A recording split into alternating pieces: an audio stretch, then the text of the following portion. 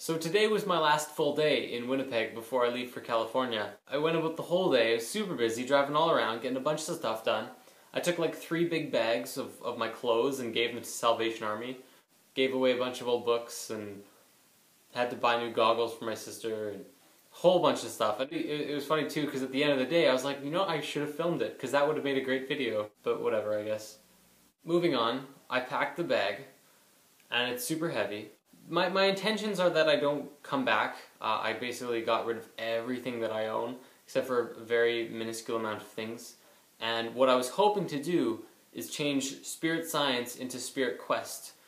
So after Spirit Science, take a break in between season 1 and 2, and go have a quest. I grew up watching things like Yu-Gi-Oh! and you know, Dragon Ball and all those cartoons and movies where like the young kid who should be in school is going off and having all these adventures. I was always like, man, I want to do that. I want to go have a quest, to go adventure. Dragon Quest? Love it. Final Fantasy? My favorite. So I'm doing that, or I'm gonna try. I don't know what's gonna happen, but I'm just gonna go with the flow and see how it goes. My first stop is California, where I'm working on this thing called the Pyramid Center. Basically, it's, you know, I'll get Joe to describe it when we're out there, because he'll do a much better job because it's his project.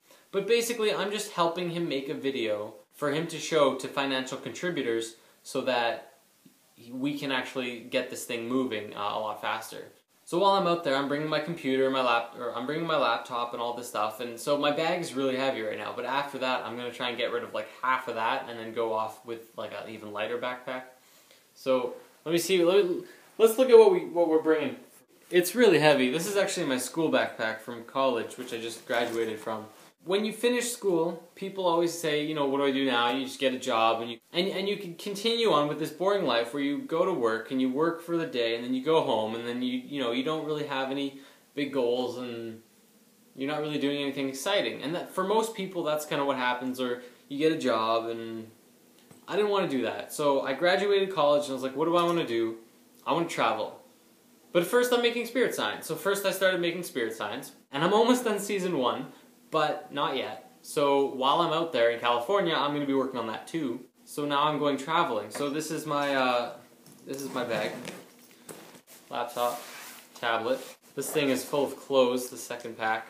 Out of the 3 compartments is like laptop, a tablet, some clothes, and then this is like cords and stuff. I also have, ooh, my stones. Actually, let's look at these, because these are cool. I have a story about this, actually. I haven't talked about crystals in Spirit Science yet, and I plan to, because crystals are actually really cool.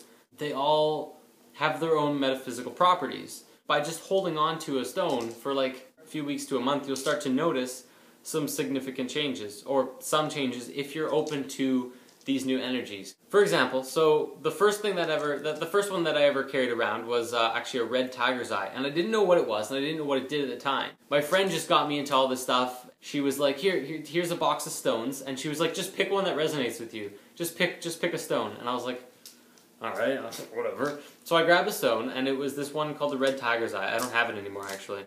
She was like, yeah, that's your stone. I was like, alright. She's like, just carry it around for a month, and you know, you'll be fine.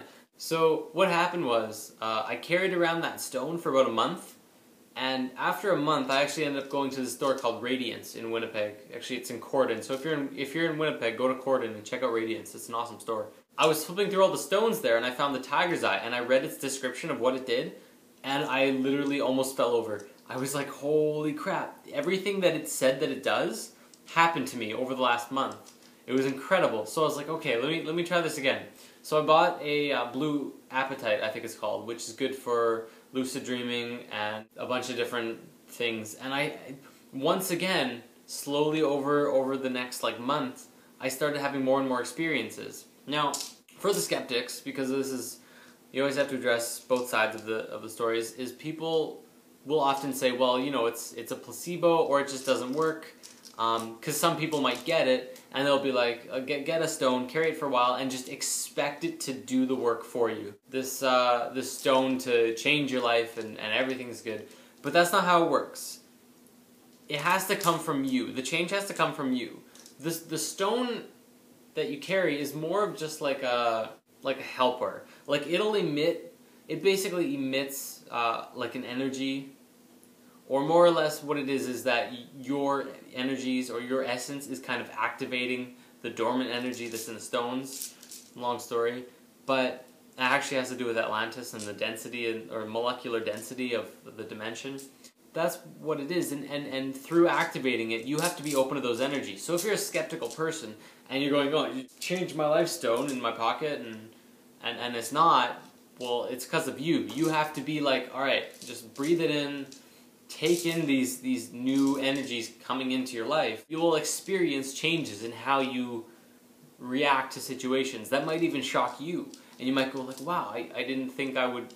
Maybe it's I didn't think I would have the courage to do something like that, or maybe it's I didn't think I could create something that I really enjoyed, or something like that, you know? But ultimately it does have to come from you. Oh, and another cool thing is I have 7 stones that I lined up under my bed with the chakras. You can charge stones by leaving them in the sun during the day. So what I did was I charged them all one night, put them under my bed where the 7 chakras were lined up. I went to bed at like 1 in the morning, and usually I sleep till like 10:30, 11, if I go to bed at 1 or so. I woke up at 6:30, and I was wide awake, like ready to go. I just woke up at like 6:30 in the morning. It was just the greatest feeling. So I suggest trying that, because it's really cool. Anyways, this is what I'm bringing. In the Skype call with Joe, though, we were talking about baggage now, so I'm actually changing this a little bit. I'm putting my clothes in a second bag, and we're just going to check that. But I didn't want to do that because I don't want to be carrying around tons and tons of bags. So, but for the first flight, and I'll be able to take a few extra clothes now in case it's cold up in the mountains. But after that, I can get rid of it. Anyways, that's that. I think I'll just end this video here, and then the adventure begins.